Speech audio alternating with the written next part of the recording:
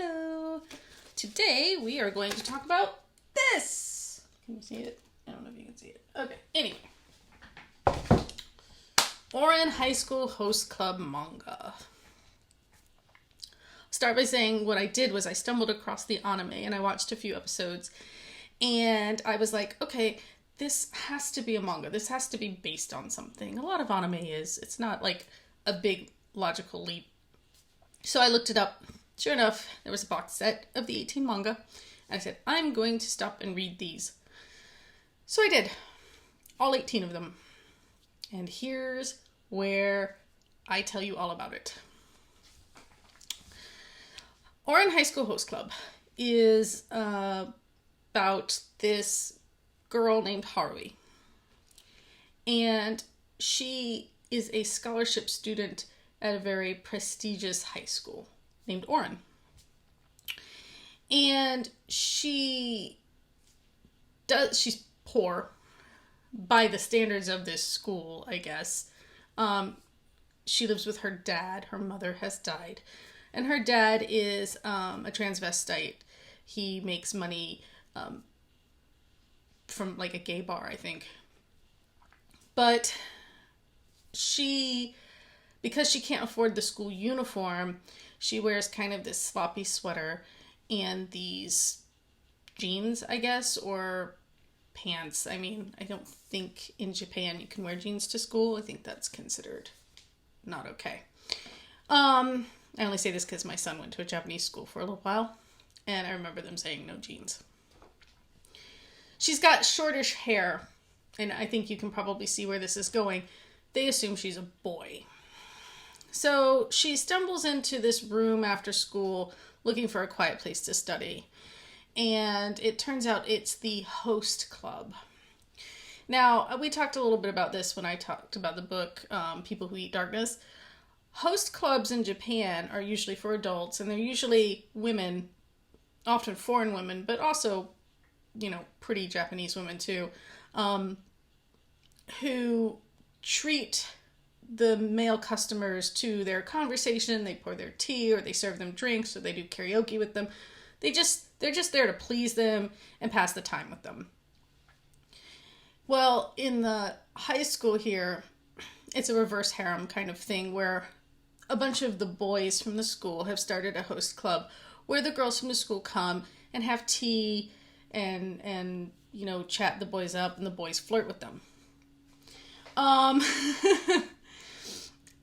Haruhi stumbles into this classroom. It's a unused music room that has been turned into this host club, looking for a place to study. She breaks a really expensive vase. And they say, well, you're cute enough, because in manga the heroine has to be cute. You can work off your debt as a host. Which, again, in Japanese culture is not unheard of. Usually at host clubs, the women employed there have like a minimum number of requests they have to meet each month, or they get fired.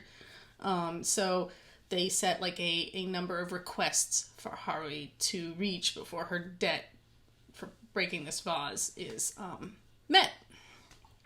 And then they find out she's a girl. Well, oops. But they decide she needs to continue pretending to be a boy and continuing in the host club. So here we are. There are 7 main characters. Haruhi, the king of the host club, Tamaki, a pair of twins, Hikaru and Kaoru, the vice president of the host club, who is our glasses wearing kind of sinister character, Kyoya. And then a pair of almost comic relief, I guess, Honey and Mori. Both of them are martial artists. Mori is Honey's bodyguard. There's a whole backstory about how Mori's family has served Honey's family for generations, and therefore he never goes anywhere without... Honey never goes anywhere without Mori. Okay, so we got our lineup. we've got our situation. Obviously, it's a teenage love comedy romance kind of thing. Pretty cute. A lot of the typical manga themes. You know, poor girl, rich boys. Takane Tohana, Fruits Basket. That kind of thing. Cute girl that all the boys just immediately fall in love with. I will say that doesn't quite happen here. We get, I think, 3 of the boys who, I mean, they all love Hatori, love her, but like fall for her, I think only 3 of them do, if I'm doing the math correctly.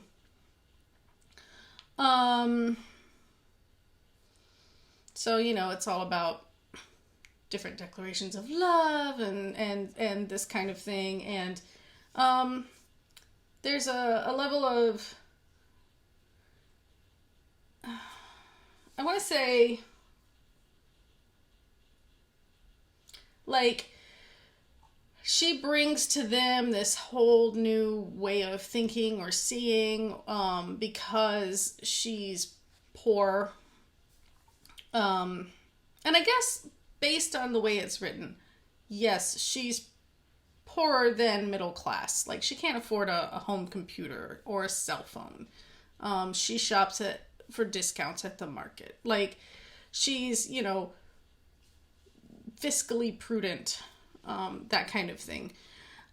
It always, I kind of want to see, and it probably exists somewhere, if you know of a manga like this, where, like, the boy is poor and the girl is crazy rich or something. I remember when I started watching the anime, what it really reminded me of, and probably because this manga is old. Like, I only just found it, but the manga's from, like, around 2000, and the anime is from, like, 2006. But the anime, when I started watching it, what intrigued me was that it reminded me a lot of Shoujo Kakume Utena, or Revolutionary Girl Utena. Just in, maybe just because the school is, like, so ornate, and it's very pink for some reason. Like, all the buildings are pink, and I'm like, why? Who built a giant pink school? But okay, anyway. It's something, I don't know, it's just something that to me is like, why is this? Why is this? Okay, so the first half of the series of manga is pretty fluffy. It's your typical reverse harem fluff. It's episodic. They're very silly. Tamaki in particular is like this over-the-top character who, honestly, as the chief love interest for Hatori, I don't see it. But, you know, whatever. And then it gets kind of, it takes a turn and gets serious as we delve into the backgrounds of these rich boys and we explore how difficult it is to be a rich boy, or, you know, something. I don't know. I don't have a whole lot of sympathy for it, but I feel like, again, this is a pretty common, you know, conceit in manga and anime, where the girl's problems are solved by a boy with money. Like, money becomes the magical element in these day-to-day comedies that don't already have some kind of magic involved. There's usually a certain amount of, like, ambiguity of gender, where the boys are really pretty and the girls are super cute, but they can also kind of pass as masculine sometimes. And then we have, you know, that money solves everything, and you fall in love with this. If you're cute enough, a rich boy will come along, fall in love with you, and save you by, like, you know, spending his money on you. I don't know. Which is it's a nice daydream, I guess. But, like, I feel like in something like this, like an average girl would start to think, well, if I'm pretty enough, like, if you watch a magical girl anime or read a magical girl manga, it might be nice to daydream, oh, you know, magical powers. But in this case, the magical power of this chief character is that she's cute enough for rich boys to like her. And I feel like in some ways that sends a not a great message to girls that if you're cute enough, then you can solve your problems by being cute. And it's not to say that Hatori doesn't have, she has obviously some personality traits. She's actually very blunt. She's very practical. Again, frugal and just practical. She's smart enough to get this scholarship. She's top of her class. But at the same time, by the end of the series, even though she's ostensibly the main character, she's been way overshadowed by all these side characters. Tamaki gets most of the limelight. The twins get a lot of attention, and Hatori kind of fits in somewhere around that. And then you don't learn as much about, you do learn about Kyoya's family, and towards the end of the series a little more. But I liked Mori, and he doesn't get much like screen time, page time, I don't know, at all.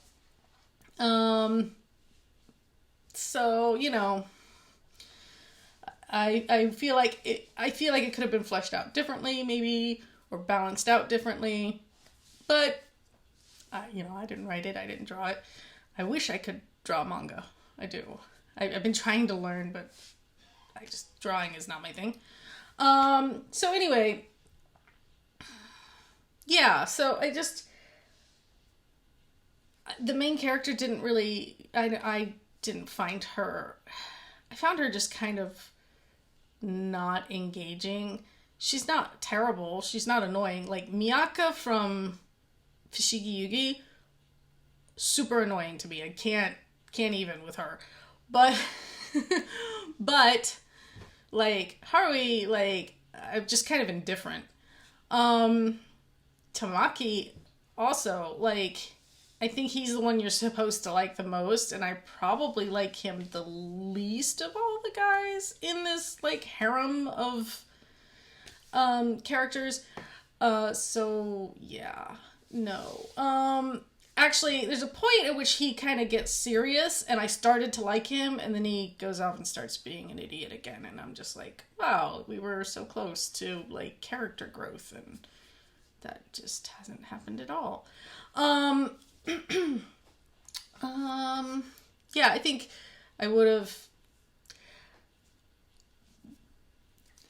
I wish one of the characters at least had been gay. It doesn't seem like any of them are. I do think, if I'm remembering right, in one of the little character profiles on in one of the manga volumes, it did say Karu was homosexual, but if he is, you wouldn't know it because, like, it's not really explored. There's a lot of, obviously, like, fan service where you're supposed to kind of think Mori and Honey, but then Honey gets a girlfriend, and in the... Sorry, that's a spoiler. Anyway, at some point down the line, when she the author Bisco, Hatori,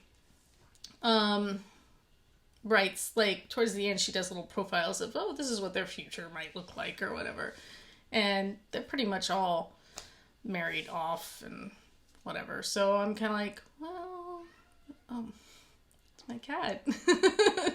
I had to throw him out because he was like trying to get in the snake tank, and he's so bad. But anyway, so overall, I enjoyed it. I think I gave on Goodreads most volumes 4 stars. There were a couple 5-star volumes. There, I think, was at least one where I only gave it 3 because it felt like filler. But overall, it was a solidly entertaining series. I'll finish the anime, but they only did 1 season of the anime, so I don't think they even get through the whole story in the anime. So I'm glad I read the manga, because I would have wanted to know what happens anyway. Um, it's got flaws, like I said, but it is a product of its time. I mean, it's almost 20 years old, I think, now. So, there's that. Um, so yeah, I wish I could gush more. Because I did like it, and it makes it sound like I didn't. I'm like picking it apart, but that's what I do because I have a media studies degree, and we're just told to tear things into pieces, and that's what we're taught to do. Um, but it's fun, it's fluff, it's a good way to pass time sitting outside because you can't go out in the world right now. It's a quick read. I will say, like, in terms of manga style, there are times when Tamaki and the twins are drawn similarly enough that I can't always tell. I have to kind of think who is talking, or I have to really study to see who's in this picture and who's talking, because in some cases that wasn't always immediately clear to me. That could just be me. I could just be really stupid. Um, but yeah, there were times when I was like, "What? Wait, who's this? What? Who's saying this? Who's behaving this way?" Because Tamaki and Hikaru are equally reactive and kind of like over the top at times, and so I have to stop and be like, "Wait, is that Hikaru? Wait, who is this?" But overall, it is cute. Wanted more Mori, maybe a little more Kyoya. And actually a little more Kaoru too, because of the twins. He was the one I liked, but I think Hikaru gets a lot more attention.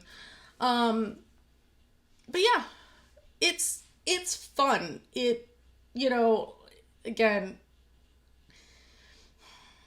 it's daydreamy, like, oh, if only I were smart enough to go to a really fancy school and then a rich boy fell in love with me, or if I were only this cute, or if only, right? As long as, I don't know, I think I appreciate that Hatori she's got a goal, she wants to be a lawyer, she's focused on her goal. But in some cases, that's actually shown as a drawback, like, because she's reluctant to have fun or be frivolous in any way. And I guess the idea is that they teach her to be a little more, like, fun, and she teaches them to be a little more serious, maybe? I don't know that they actually learned anything from her except, like, what, as they say, common people do. They learn to enjoy common people's foods. Like, there's a running gag about instant coffee and this kind of thing. But, yeah, I mean, if you've got nothing better to do, you can buy it in a big box set like I showed you. So it's nice. I think it took me a week and a half to get through all 18, which is, I mean, it's long enough. And I'm an average speed reader, so might take you longer, might take you less time, but especially if you try to watch the anime and you don't get to see beyond wherever this season ends. I haven't gotten to the end of the first season of the anime yet. Then you'll at least want to read it to see, like, where it goes. I like Takane Tohana more. I like Fruits Basket about equally, I think.